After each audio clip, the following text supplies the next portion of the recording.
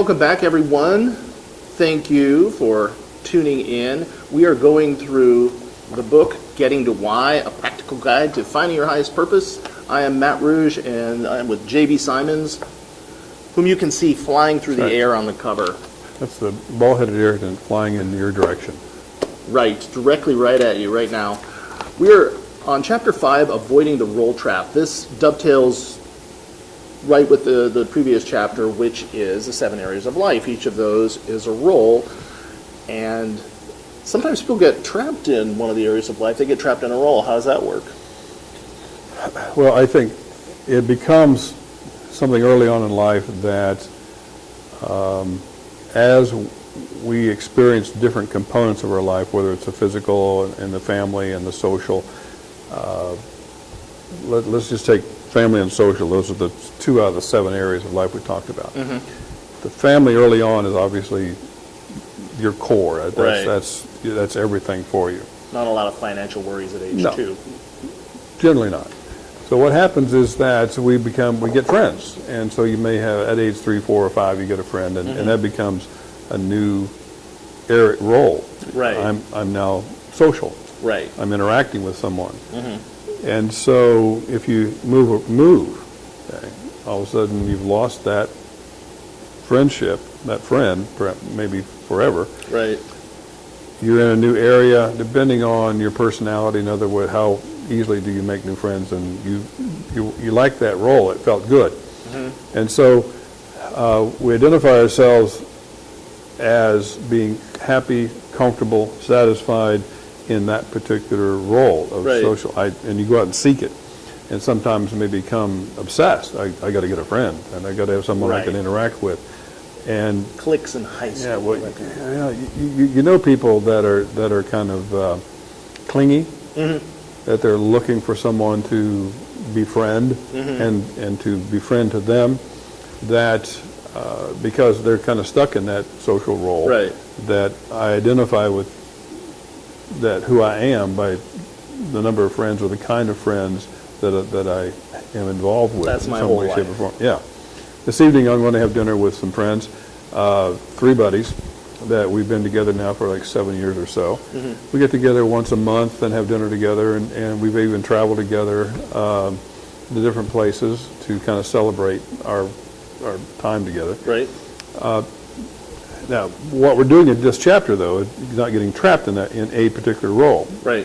Don't identify ourselves with that. And the story in this is about a lady that her son was doing badly in school, okay, and she was taking credit for it. Mm-hmm. They brought home a card, a report card that had a whole bunch of D's and F's on, and 1 A. And she was just bemoaning and wailing about the fact that I must be a terrible mom. I'm not helping this. No. She had lost the fact that she had, this is one of 5 children, and 2 of her other children had already finished college. Mm-hmm. So there had been some success. So I'm listening and focusing and listening to what she had to say, and I looked at the card and I said, there's an A on here. Mm-hmm. I said, did you get that A? Uh-huh.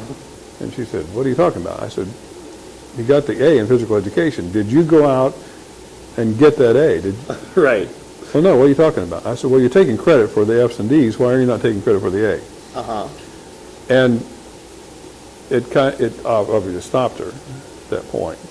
And it led to a conversation that this child, this person, who was 13, 14 years old,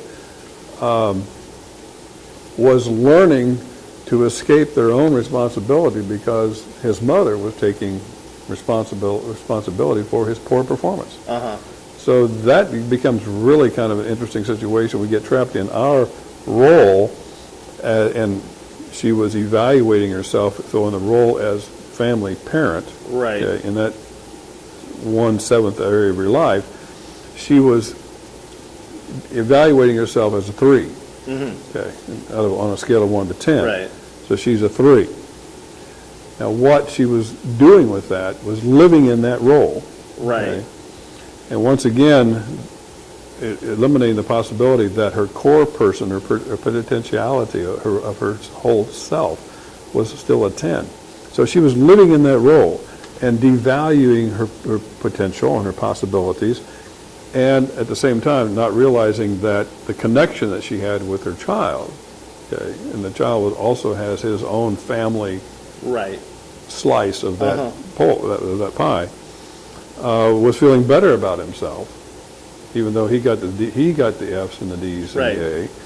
Okay. He was feeling okay because his mom was taking credit for it.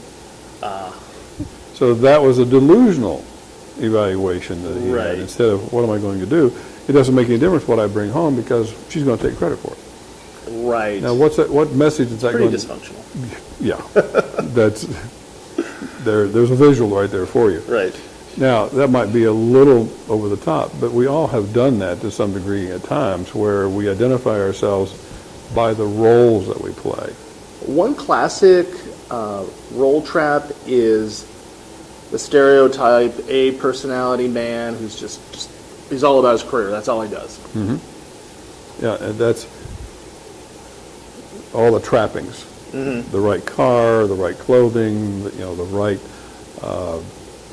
partner.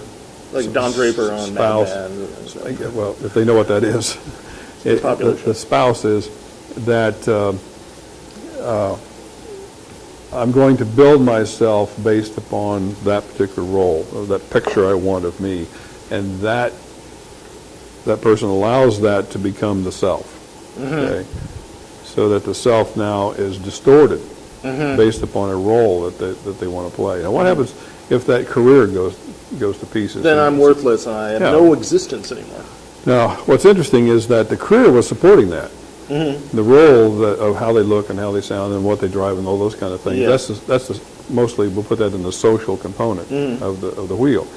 But the career was supporting it. Mm-hmm. Now, if that career goes away, all of a sudden that role becomes damaged. Yeah, a little damage going on there. And so, because they were living so much in that, the self now is distorted, and the self is actually going to be more distorted because the career has now impacted them as well. Right. So instead of keeping all of these pieces in a sense of, this is where I am, this is what's going on in my life, and this is what I'm going to be working on. I know I'm a 3 here and a 7 here and an 8 here, those kind of things, but I also happen to know what would make each one of these a 10. Okay. And I'm doing something in each of those areas that will help expand who I am, what I am. Mm-hmm. My self never changes in the potentiality. Right. This is a very tough chapter to be honest with yourself in terms of what roles are so important to me that I actually live there. Okay. Right. A little bit of self-analysis. That's a lot. Yeah, to say the least. And in the workbook for this chapter, we have workbook sections for every chapter, and it's something a little bit different about this book. It helps you internalize the information and implement it in your own life. This page is pretty simple. It says, for each of the 7 areas of life, consider whether there are any roles in which you find yourself currently trapped. If so, describe the role, how you assess yourself positively or negatively, and why you are currently trapped. It's conceptually simple, but going through this and being honest with yourself is not necessarily an easy task. Right. I have a good friend that's going through a financial crisis right now. Oh. And I won't go into a lot of detail, but I can tell that they are really on the edge of devaluing themselves because of the devalue of their buying power. Right. And they ended up with like 15 credit cards, all of which were maxed out, and they're having to kind of not go through bankruptcy, but doing a whole bunch of other stuff to help do that.